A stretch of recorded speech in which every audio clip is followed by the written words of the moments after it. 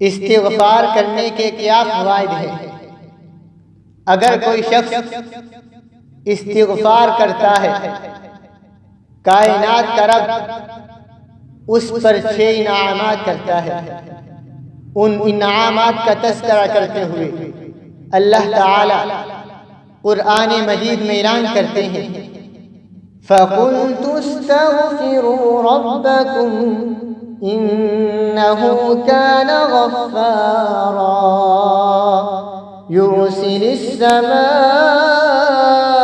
عَلَيْكُمْ مِدْرَارًا وَيُمْدِدْكُمْ بِأَمْوَالٍ وَبَنِينَ وَيَجْعَلْ لَكُمْ جَنَّاتٍ وَيَجْعَلْ لَكُمْ أَنْهَارًا۔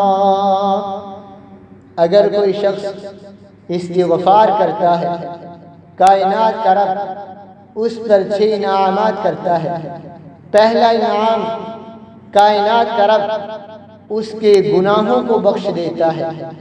دوسرا انعام، کائنات کا رب اس پر اپنی رحمت کی بارش نازل کرتا ہے۔